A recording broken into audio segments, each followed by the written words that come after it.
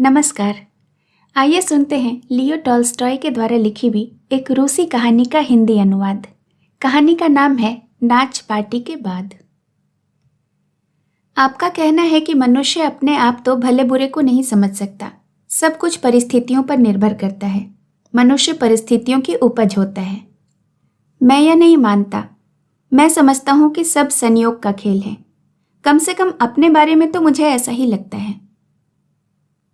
हमारे बीच बहस चल रही थी। कहा गया कि मनुष्य के चरित्र को सुधारने से पहले जीवन की परिस्थितियों को सुधारना जरूरी है। बहस के खात्मे पर यह शब्द हमारे दोस्त इवान वसिल्येविच ने कहे, जिनका हम सब बड़ा मान करते थे। सच तो यह है कि बहस के सिलसिले में किसी ने भी यह नहीं कहा था कि हम स्वयं ही भले और बुरे का अंतर नहीं समझ सकते। पर इवान वसिल्येविच की कुछ आदत ऐसी थी कि बहस की गर्मागर्मी में जो सवाल उनके अपने मन में उठते वह उन्हीं के जवाब देने लगते और उन्हीं विचारों से संबंधित अपने जीवन के अनुभव सुनाने लगते। किसी घटना की चर्चा करते समय अक्सर वह इस तरह खो जाते कि उन्हें चर्चा का उद्देश्य का भी ध्यान नहीं रहता। घटनाएं वह सदा बड़े उत्साह और निश्चलता से सुनाते। इस बार भी ऐसा ही हुआ। कम से कम अपने बारे में तो मैं यही कहूँगा कि मेरे जीवन को ढालने में परिस्थितियों का नहीं बल्कि किसी दूसरी ही चीज का हाथ रहा। हमने पूछा, किस चीज का? यह एक लंबी दास्तान है। अगर आप यह समझना चाहते हैं तो मुझे कहानी शुरू से आखिरी तक सुनानी पड़ेगी। तो सुनाइए ना। इवान वसिल्येविच ने क्षण भर सोचकर सिर हिलाया। तो ठीक है। मेरे सारे जीवन का रुख एक रात या यूं कहें कि एक सुबह में ही बदल गया। वह कैसे? हुआ यह कि मैं एक लड़की से प्रेम करने लगा था। इससे पहले भी मैं कई बार प्यार कर चुका था, पर रंग इतना गाढ़ा कभी न हुआ था। यह बात बहुत पहले की है। अब तो उसकी बेटियों तक की भी शादी हो चुकी है। उसका नाम था वारेंका। इवान वसिल्येविच ने उसका पूरा नाम बताया। 50 की उम्र में भी वह देखते ही बनती थी, पर उस समय तो केवल 18 की थी और गजब ढाती थी। ऊंचा, लंबा, सांचे में ढला छरहरा बदन, भव्य और रोबीला व्यक्तित्व। हाँ, रोबीला। वह सदा इस तरह तनी रहती मानो झुकना उसके लिए असंभव हो। उसका सिर जरा पीछे की ओर अकड़ा रहता और इससे दुबली पतली, यहाँ तक कि हाड़ हड़ीली होने के बावजूद अपने शानदार कद की सुंदरता के बदौलत रानी सी लगती। उसकी रौबीली चाल ढाल से अगर उसके होठों पर हर वक्त लुभावनी मधुर मुस्कान न खेलती, उसकी बेहद खूबसूरत और हर वक्त दमकती आंखें न होती, तथा यदि उसमें जवानी का अदम्य आकर्षण न होता, तो उसका रौबीला व्यक्तित्व भय उपजाता। क्या तस्वीरें खींच रहे हैं इवान वसिल्येविच? एक महिला ने पूछा। चाहे कैसी भी तस्वीर क्यों न खींचूं, पर उसको सौंदर्य में नहीं बांध सकता। खैर, यह एक दूसरी बात है। इसका मेरी कहानी से कोई संबंध नहीं। जिन घटनाओं का मैं जिक्र करने जा रहा हूं वे 1840 के आसपास घटी। उस समय मैं एक प्रांतीय विश्वविद्यालय में पढ़ता था। मैं नहीं जानता कि बात अच्छी थी या बुरी, पर जो बहस मुबाहिसे और गोष्ठियां आजकल होती हैं वे उन दिनों हमारे विश्वविद्यालय में नहीं होती थीं।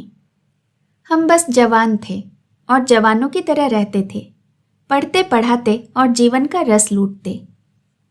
मैं उन दिनों बड़ा मौजी और हट्ठा कट्ठा युवक था। इस पर तुर्रा यह कि अमीर भी था। मेरे पास एक बढ़िया घोड़ा था। मैं लड़कियों के साथ बर्फ गाड़ी में बैठकर पहाड़ों की ढलानों पर से फिसलने जाया करता था। पीने पिलाने की पार्टियों में भी मैं अपने विद्यार्थी दोस्तों के साथ जाया करता था। उन दिनों हम शैंपेन के अतिरिक्त और कुछ नहीं पीते। अगर जेब खाली होती तो कुछ भी न पीते। आजकल की तरह वोदका तो हम छूते भी न थे। नाचना और पार्टियों में जाना मुझे सबसे अधिक अच्छा लगता था। मैं बहुत नाचता था और देखने में भी बुरा न था। इतनी नम्रता किस लिए दिखा रहे हैं? एक महिला ने चुटकी ली। हम सबने आपकी उन दिनों की तस्वीर देखी है। आप तो बड़े बाके जवान थे। शायद रहा होऊंगा, पर मेरे कहने का मतलब यह नहीं था। मेरा प्रेम नशे की हद तक जा पहुंचा। एक दिन मैं नाच पार्टी में गया। इस पार्टी का आयोजन शोटाइट के आखिरी दिन गुरबेनिया के रईसों के मुखिया ने किया था। रईसों का मुखिया बड़े अच्छे स्वभाव का बूढ़ा आदमी था। अमीर था, कामिर हैर की उपाधि प्राप्त थी और इस तरह की पार्टियां करने का खासा शौकीन था। उसकी पत्नी भी ऐसे ही अच्छे स्वभाव की थी। जब मैं उनके घर पहुंचा तो वह मेहमानों का स्वागत करने के लिए पति के साथ दरवाजे पर खड़ी थी। मखमली गाउन पहने, सिर पर हीरो की छोटी सी जड़ाऊ टोपी ओढ़े हुए, कंधे उघड़े हुए, उसी तरह जैसे तस्वीरों में चित्रित महारानी एलिजाबेथ के। उसकी छाती और कंधे गोरे और गुदगुदे थे और उन पर बढ़ती हुई उम्र के चिन्ह नजर आने लगे थे। नाच पार्टी बहुत ही शानदार रही। हॉल गैलरी वाला था। उस जमाने के मशहूर साजिंदे मौजूद थे। वे संगीत रसिक जमींदार के भूदास थे। खाने को भी बहुत कुछ था और शैंपेन की तो जैसे नदियां बह रही थीं। शैंपेन का बहुत शौकीन होते हुए भी मैंने वह पी नहीं। मुझे प्रेम का नशा जो था। मैं इतना नाचा कि थक कर चूर हो गया। मैंने हर तरह के नाच में भाग लिया, क्वाड्रिल, वॉल्स, पोल्का, सभी में। और यह कहने की ज़रूरत नहीं कि मैं सबसे अधिक वारेंका के साथ नाचा। वह सफ़ेद गाउन और गुलाबी रंग की कमरबंद पहने थी। हाथों पर बढ़िया चमड़े के दस्ताने थे जो लगभग उसकी नुकीली कोहनियों तक पहुंचते थे। पाँवों में सफ़ेद रेशमी जूते थे। मजूर का नाच के वक्त अनिसिमोव नाम का एक कमबख्त इंजीनियर मेरे साथ दांव खेलने लगा और वारेंका के साथ नाचने लगा। इसके लिए मैंने उसे आज तक माफ़ नहीं किया। जो ही वह हॉल में आई वो उसके पास जा पहुंचा और उससे नाचने का प्रस्ताव किया। मुझे पहुंचने में थोड़ी देर हो गई थी। मैं पहले हेयर ड्रेसर के पास और फिर दस्ताने खरीदने चला गया था। इसलिए वारेंका के बजाय एक जर्मन लड़की के साथ, जिस पर कभी मेरा थोड़ा सा मन आया था, मुझे मजूर का नाचना पड़ा। मैं सोचता हूँ कि उस शाम मैं उस लड़की के साथ बहुत बेरुखी से पेश आया। मैंने न तो उससे कोई बातचीत की, न ही उसकी तरफ देखा। मेरी आंख तो दूसरी लड़की पर गड़ी थी। वही लड़की जिसका कद ऊंचा, बदन छरहरा, नाक नक्शा सांचे में ढला था और जिसके बदन पर सफ़ेद गाउन और गुलाबी कमरबंद था। उसके गालों में गुल पड़ते थे, चेहरे पर उत्साह और खुशी की लाली थी और आंखों में मृदुता झलकती थी। केवल मेरी ही नहीं, सभी की आंखें उस पर जमी थीं। यहाँ तक कि स्त्रियां भी उसी को निहार रही थीं। बाकी सभी स्त्रियां उससे हेच लगती थीं। उसके सौंदर्य से प्रभावित हुए बिना कोई भी नहीं रह सकता था। कायदे से देखा जाए तो मजूर का नाच के मामले में मैं उसका जोड़ीदार नहीं था। फिर भी ज़्यादा वक्त मैंने उसी के साथ नाचने में बिताया। किसी झेप संकोच के बिना वह सारा कमरा लांघती और सीधी मेरी ओर चली आती। मैं भी निमंत्रण का इंतजार किए बिना उछलकर उसके पास जा पहुंचता। वह मुस्कुराती, मैं उसके दिल की बात भांप जाता। इसके लिए वह मुस्कुराकर मुझे धन्यवाद देती। पर जब वह मेरा गुप्त नाम बूझ न पाती तो अपने दुबले पतले कंधे झटकती, अपना हाथ दूसरे पुरुष की ओर बढ़ा देती। फिर मेरी ओर देखकर तनिक मुस्कुराती, मानो अफसोस कर रही हो और मुझे ढांढस बंधा रही हो। मजूर का में वॉल्स आया तो मैं बड़ी देर तक उसके साथ नाचता रहा। नाचते नाचते उसकी सांसें फूलने लगती। वह मुस्कुराती और धीमे से कहती, एनकोर। एनकोर एक फ्रांसीसी शब्द है जिसका अर्थ है एक बार और। मैं उसके साथ नाचता जाता।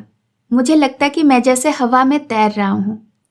मुझे अपने शरीर के अस्तित्व की अनुभूति तक न होती। वाह, अनुभूति तक नहीं होती थी। खूब होती होगी जब उसकी कमर में हाथ डालते होगे तो अपने ही नहीं, उसके भी शरीर की अनुभूति होती होगी। एक मेहमान ने चुटकी ली। इवान वसिलेविच का चेहरा सहसा तमतमा उठा। उसने ऊंची आवाज में कहा, यह तुम अपनी आजकल के युवकों की बात कर रहे हो। तुम लोग शरीर के सिवाय किसी और चीज के बारे में सोचा ही नहीं करते। हमारा जमाना ऐसा नहीं था। ज्यों ज्यों हमारा प्रेम किसी लड़की के लिए गहरा होता जाता था, हमारी नजरों में उसका रूप एक देवी के समान होता जाता था। आज तुम्हें केवल टांगे, टखने और शरीर के अंग प्रत्यंग ही नजर आते हैं। तुम्हारी दिलचस्पी केवल प्रेमिका के नंगे शरीर में रह गई है। पर मैं, जैसे अल्फोंस कौर ने लिखा है, सच मानो वो बहुत अच्छा लेखक था।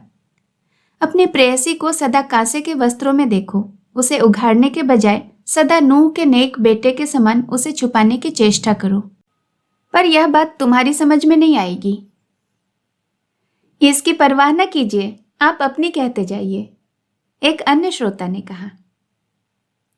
हाँ, तो मैं उसके साथ नाचता रहा। मुझे वक्त का कोई अंदाजा न रहा। साजिंदे बुरी तरह थक गए थे। आप तो जानते हैं कि नाच के खात्मे पर क्या हालत होती है। वे मजूरका की ही धुन बजाते रहे थे।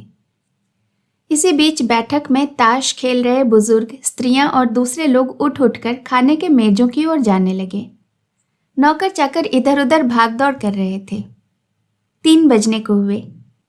हम इन्हें गिने बाकी मिनटों का रस निचोड़ लेना चाहते थे। मैंने फिर उसे नाचने का आग्रह किया और हम शायद 100वीं बार कमरे से एक सिरे से दूसरे सिरे तक नाचते चले गए। भोजन के बाद मेरे साथ क्वाड्रिल नाचोगी ना? उसे उसकी जगह पर पहुंचाते हुए मैंने पूछा। उसने मुस्कुराते हुए कहा, जरूर, अगर माँ बाप मुझे घर न ले गए। मैंने कहा, मैं उन्हें ऐसा नहीं करने दूंगा। वह बोली, मेरा पंखा तो दीजिए।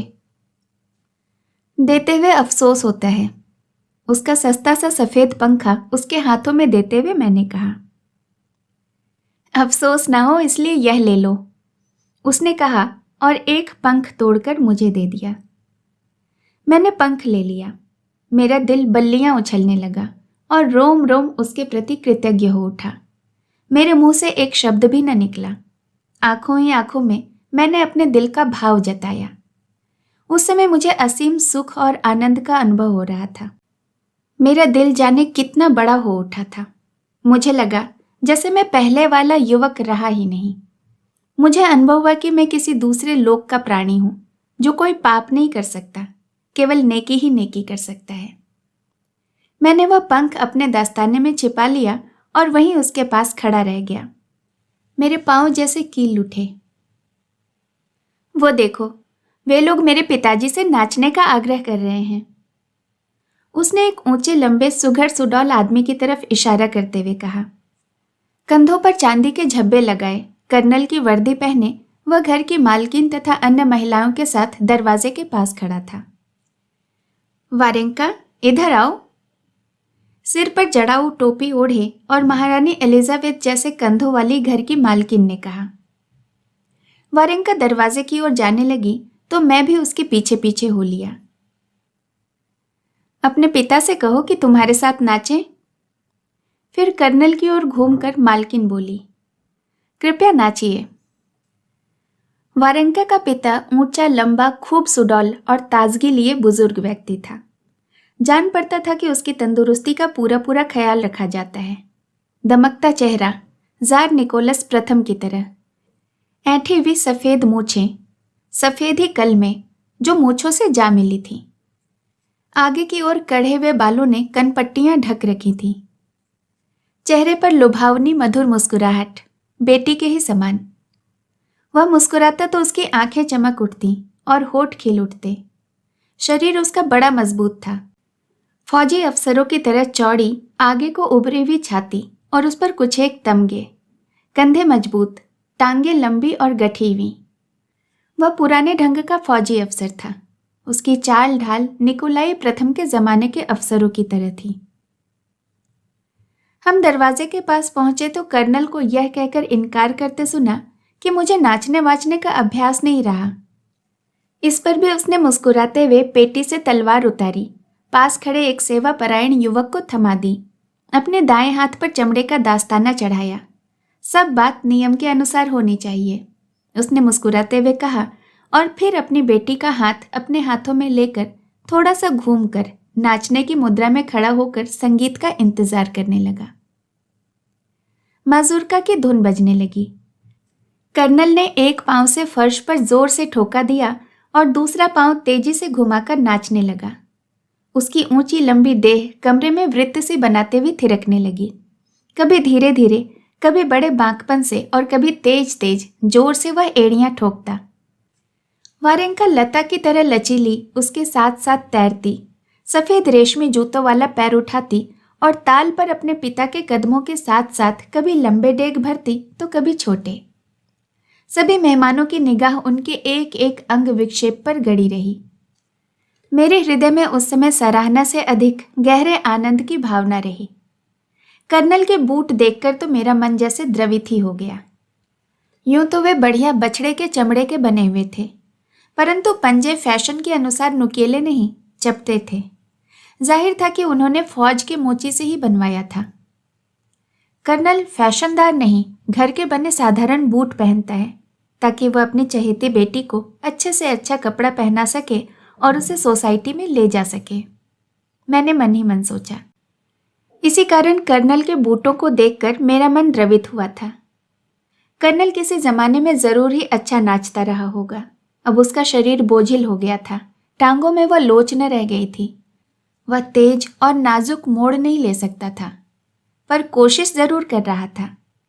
फिर भी उसने फुर्ती के साथ हॉल में 2 बार चक्कर लगाया। इसके बाद उसने अपने दोनों पांव तेजी से खोले और फिर सहसा उन्हें एक साथ जोड़कर कुछ कठिनाई के साथ एक घुटने के बल बैठ गया और वारेंका मुस्कुराते हुए कर्नल के घुटने के नीचे आ गए स्कर्ट को छुड़ाकर बड़े बाकपन से नाचती हुई कर्नल के इर्द गिर्द घूम गई। सभी ने जोर से तालियां बजाईं। कर्नल को थोड़ी सी कठिनाई का अनुभव हुआ, मगर वह उठा और बड़े प्यार से दोनों हाथों में अपनी बेटी का मुंह लेकर उसका माथा चूमा। फिर वह मुझे अपनी बेटी का नाच का साथी मानते हुए उसे मेरी ओर ले आया। पर मैंने कहा, मैं उसका नृत्य साथी नहीं हूं। इस पर वह दुलार से मुस्कुराया और अपनी तलवार पेटी में बांधते हुए बोला, कोई बात नहीं, अब तुम इसके साथ नाचो। जिस तरह शराब की बोतल से पहले कुछ बूंदें रिसती हैं और फिर धारा फूट निकलती है, ठीक वैसे ही मेरे अंदर से वारेंका के प्रति प्यार उमड़ पड़ा। इस प्यार ने सारे विश्व को आलिंगन में भर लिया। हीरों की टोपी और उभरी हुई छाती वाली घर की मालकिन, गृहस्वामी, मेहमानों, नौकरों चाकरों और मुझसे नाराज इंजीनियर अनिसिमोव, सभी के प्रति मैंने असीम अनुराग का अनुभव किया। वारेंका के पिता के प्रति, जिसने घर में बने चपटे पंजों वाले बूट पहन रखे थे, जिसकी मधुर मुस्कान अपनी बेटी की मुस्कान से बहुत कुछ मिलती जुलती थी, मैं उल्लासपूर्ण स्नेह भाव का अनुभव कर रहा था। मजूर का समाप्त हुआ। मेहमानों ने हमें भोजन के लिए आमंत्रित किया, परंतु कर्नल मेज पर खाने नहीं आया। बोला, मैं अब और न रुक सकूंगा क्योंकि मुझे कल सुबह जल्दी उठना है। मुझे आशंका हुई कि वह वारेंका को भी अपने साथ ले जाएगा, पर वारेंका अपनी मां के साथ रुक गई। भोजन के बाद मैं वारेंका के साथ क्वाड्रिल नाचा, जिसका उसने मुझे पहले वचन दे रखा था। मैं समझ रहा था कि मेरी खुशी चरम सीमा तक जा पहुंची है, पर नहीं, वह अब और अधिक बढ़ने लगी और क्षण प्रतिक्षण बढ़ती ही गई। हमने प्रेम की कोई बात नहीं की। वह मुझसे प्रेम करती है या नहीं, यह एक सवाल ही बना रहा। पर इस विषय में मैंने न तो उससे कुछ पूछा और न ही अपने मन से। मैं प्रेम करता हूं यह मैंने अनुभव किया और मेरे लिए इतना ही काफी था। डर था तो केवल इस बात का कि मेरे सौभाग्य पर कहीं कोई छाया न पड़ जाए। मैं घर पहुंचा, कपड़े बदले और सोने की तैयारी करने लगा, मगर नींद कहाँ। हाथ में अभी तक वह पंख और वारेंका का दस्ताना था। दस्ताना उसने मुझे अपनी माँ के साथ बग्घी में चढ़ते समय दिया था।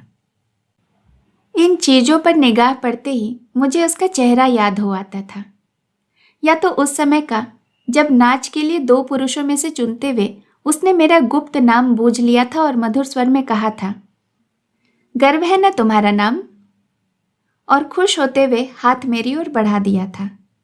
या फिर भोजन के समय का जब शैंपेन के छोटे छोटे घूंट भरते हुए उसने गिलास के ऊपर से मेरी ओर स्नेहपूर्वक देखा था। किंतु सबसे अधिक तो मैं उसे अपने पिता के साथ नाचते हुए देखता था, उसके साथ साथ तैरती सी और अपने प्रशंसकों की ओर गर्व और उल्लास से देखती हुई। यह गर्व और उल्लास का भाव जितना अपने प्रति था उतना ही उसके पिता के प्रति भी।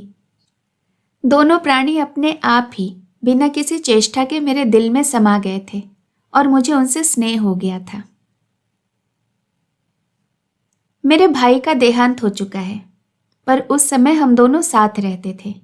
मेरे भाई की सोसाइटी में कोई रुचि नहीं थी और वह नाच पार्टी में भी कभी नहीं जाते थे। उन दिनों स्नातक परीक्षा की तैयारी कर रहे थे और बड़ा आदर्श जीवन बिताते थे। उस समय वह तकिए पर सिर रखे गहरी नींद सो रहे थे। आधा चेहरा कंबल से ढका था। उन्हें देखकर मेरा दिल दया से भर उठा। वह मेरे सुख से अनभिज्ञ थे और मैं उन्हें उसका भागीदार भी नहीं बना सकता था।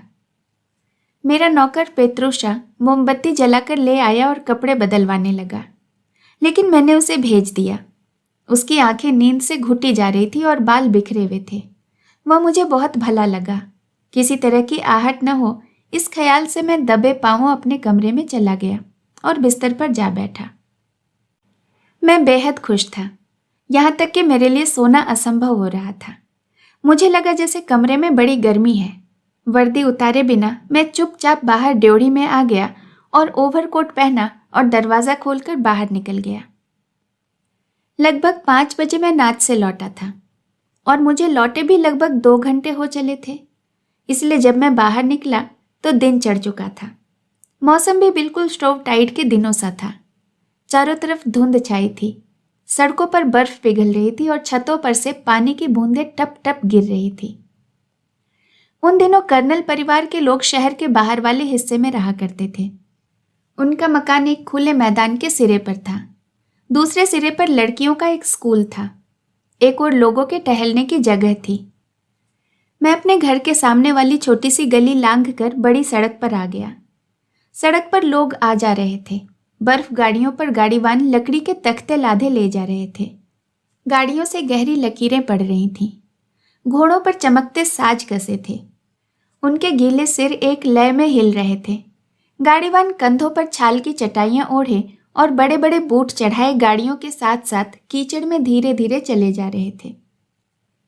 मुझे हर चीज प्यारी और महत्वपूर्ण लग रही थी, यहाँ तक कि सड़क के दोनों तरफ खड़े घर भी, जो धुंध में बड़े ऊंचे नजर आ रहे थे। मैं उस मैदान के पास जा पहुंचा जहां उनका मकान था। मुझे वहां एक सिरे पर, जहां लोग टहलने जाया करते थे, कोई बड़ी और काली सी चीज नजर आई। साथ ही ढोल और बांसुरी की आवाज भी कानों में पड़ी। यूं तो हर घड़ी मेरा मन खुशी से नाचा करता था और मजूरका की धुन जब तब मेरे कानों में गूंज रही थी। फिर भी यह संगीत कुछ अलग ही लगा, कर्कश और भद्दा सा। यह क्या हो सकता है, मैंने सोचा। फिसलनी सड़क पर मैं उसी आवाज की दिशा में बढ़ा। कोई 100 कदम जाने पर मुझे धुंध में लोगों की भीड़ नजर आई। बात साफ हुई, वे फौजी सिपाही थे। मैंने सोचा कि सुबह की कवायद कर रहे होंगे। मेरे साथ साथ सड़क पर एक लोहार चला जा रहा था। वह एप्रन और जैकेट पहने हुआ था। कपड़ों पर जगह जगह तेल के धब्बे थे। उसके हाथ में बड़ी सी गठरी थी। मैं भी उसके साथ हो लिया। पास जाकर मैंने देखा कि सैनिकों की 2 कतारें आमने सामने खड़ी हैं। उन्होंने काले कोट पहन रखे हैं। उनके हाथों में बंदूकें हैं और वे चुपचाप खड़े हैं। उनके पीछे एक बांसुरी बजाने वाला और एक ढोल पीटने वाला है और वे वही कर्कश और भद्दी धुन बजा रहे हैं। हम रुक गए। ये क्या कर रहे हैं, मैंने लोहार से पूछा। ये तातार को सजा दी जा रही है। उसने फौज से भागने की कोशिश की है। लोहार ने गुस्से से जवाब दिया और कतारों के एक दूसरे सिरे की ओर आंख फाड़ फाड़ कर देखने लगा। मैं भी उसी ओर देखने लगा। 2 कतारों के बीच कोई भयानक चीज हमारी ओर बढ़ती चली आ रही थी। वो एक आदमी था, कमर तक नंगा, और उसके हाथ उसे ले जाने वाले 2 सैनिकों की बंदूकों के साथ बंधे हुए थे। उनके साथ साथ ऊंचे लंबे कद का एक अफसर चला आ रहा था। वह ओवरकोट पहने और सिर पर फौजी टोपी पहने था। यह अफसर मुझे कुछ परिचित सा लगा। अपराधी की पीठ पर दोनों तरफ से हंटर पड़ रहे थे।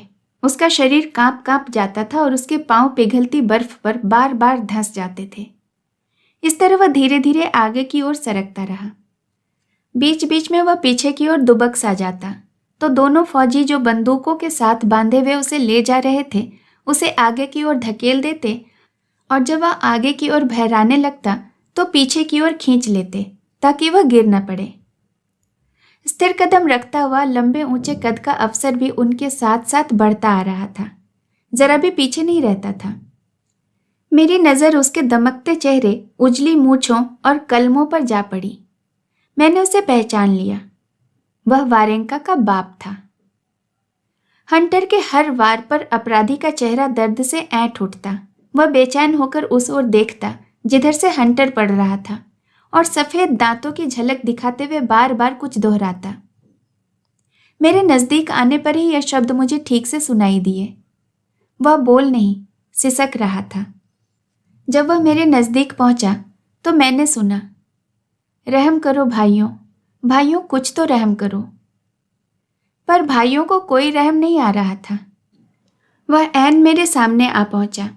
एक सैनिक ने बड़ी दृढ़ता से आगे बढ़कर तातार की पीठ पर इतने जोर से हंटर मारा कि उसकी आवाज हवा में गूंज गई। तातार आगे को गिरने वाला था, पर फौजियों ने झटके से उसे थाम लिया। फिर दूसरी तरफ से एक हंटर पड़ा, इसके बाद फिर इस तरफ से और फिर उस तरफ से। कर्नल उसके साथ साथ चलता रहा। कभी वह अपने पांवों की ओर देखता, कभी अपराधी की ओर। हवा में गहरी सांस लेता, गाल फुलाता और फिर धीरे धीरे होंठ फैलाकर मुंह से हवा निकालता। जब यह जुलूस मेरे पास से निकल गया तो मुझे क्षण भर के लिए सैनिकों की कतारों के बीच से अपराधी की पीठ की झलक मिली। वह रंग बिरंगी, गीली, लाल और अस्वाभाविक थी। मुझे विश्वास न हुआ कि यह एक इंसान का शरीर है। हे भगवान! मेरे पास खड़ा लोहार बुदबुदाया। जुलूस बढ़ता गया। उस गिरते पड़ते, बार बार दया की भीख मांगते इंसान पर दोनों तरफ से कोड़े पड़ते गए। ढोल बजते गए, बांसुरी में से वही तीखी धुन निकलती रही और रौबीला कर्नल उसी तरह रौब दाब से अपराधी के साथ चलता गया।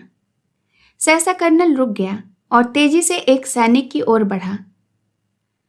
मैं तुम्हें चखाऊंगा ढील देने का मजा। उसकी क्रोध भरी आवाज मेरे कानों में पड़ी। उसने अपने मजबूत चमड़े के दास्ताने से लैस हाथ से छोटे नाटे दुबले पतले सैनिक के मुंह पर तमाचे जड़ने शुरू कर दिए, क्योंकि सैनिक का हंटर तातार की लहूलुहान पीठ पर पूरे जोर से नहीं पड़ रहा था। नए हंटर लाओ, कर्नल ने चिल्लाकर कहा। मुड़ा और उसकी नजर मुझ पर पड़ी।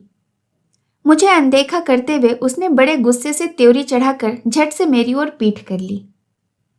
मुझे बड़ी शर्म महसूस हुई। मुझे समझ में न आया कि मुड़ूं तो किस ओर। मुझे लगा कि जैसे मैं कोई घिनौना काम करते हुए पकड़ा गया हूं। मैं सिर झुकाए तेज चाल से घर लौट चला। रास्ते भर मेरे कानों में ढोल और बांसुरी की कर्कश आवाज गूंजती रही। रहम करो भाइयों की दर्द भरी कराहट और मैं तुम्हें चखाऊंगा ढील देने का मजा। कर्नल के गुस्से और दंभ से भरी चिल्लाहट कानों के पर्दे फाड़ती रही।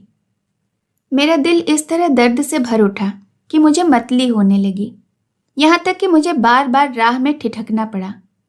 रह रहकर जी चाहता कि मैं कह करके किसी तरह इस दृश्य से उपजी घृणा को अपने अंदर से बाहर निकाल दूं। मुझे याद नहीं कि मैं कैसे घर पहुंचा और कैसे जाकर बिस्तर पर पड़ गया, पर जो ही आंख लगने को हुई फिर वही दृश्य मेरी आंखों के सामने गूंजने लगा। सारी आवाजें मुझे फिर से सुनाई देने लगी। मैं उठकर पलंग पर बैठ गया। हो न हो जरूर कोई ऐसी बात है जिसे वह आदमी जानता है पर मैं नहीं जानता। कर्नल के बारे में सोचते हुए मैंने मन ही मन कहा, अगर मैं भी वह जान जाता जो वह जानता है तो मैं भी वह समझ जाता जो मैंने देखा है, और शायद तब इस तरह मेरा दिल नहीं दुखता। पर हजार चेष्टा करने पर भी वह बात मेरी समझ में नहीं आई जो वह कर्नल समझता था। नतीजा यह कि कहीं शाम को जाकर मेरी आंख लगी, सो भी तब जब मैं एक मित्र के घर गया और मैंने अंधाधुंध शराब पी ली। आप क्या समझते हैं कि मैंने इस दृश्य का कोई बुरा नतीजा निकाला? हरगिज नहीं। मैं तो इस निष्कर्ष पर पहुंचा कि यदि वह सारा कृत्य ऐसे विश्वास के साथ और हर आदमी द्वारा आवश्यक मानकर किया गया है तो कोई न कोई ऐसी बात जरूर है जिसका पता सबको है, पर मुझे नहीं। मैं भी इस रहस्य का भेद पाने की कोशिश करने लगा, पर वह रहस्य मेरे लिए सदा रहस्य ही बना रहा, और चूंकि मैं उसे समझ नहीं पाया इसलिए मैं फौज में भर्ती भी नहीं हुआ। हालांकि मैं फौज की नौकरी करना चाहता था। वैसे फौज की नौकरी ही क्या, मैं तो और कोई भी नौकरी नहीं कर पाया। बस मैं कुछ भी नहीं बन पाया।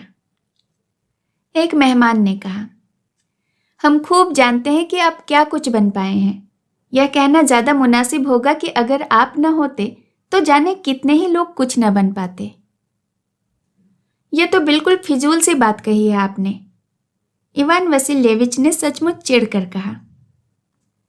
खैर, तो आपके प्रेम का क्या हुआ? एक मेहमान ने पूछा। मेरे प्रेम को तो उसी दिन पाला मार गया जब वह लड़की मुस्कुराती हुई मेरे सोच में आ जाती तो मैदान में खड़ा कर्नल मेरी आंखों के सामने आ जाता। मैं सकपकाकर उठता और मेरा दिल बेचैन होने लगता। होते होते मैंने उससे मिलना छोड़ दिया और धीरे धीरे मेरा प्रेम मर गया। ऐसी ही बातें कभी कभी समूचे जीवन का रुख बदल देती हैं। और आप कहे जा रहे हैं कि परिस्थितियां ही सब कुछ करती हैं। इस कहानी को सुनने के लिए आपका बहुत बहुत धन्यवाद। जल्द मिलूंगी एक नई कहानी के साथ। नमस्कार।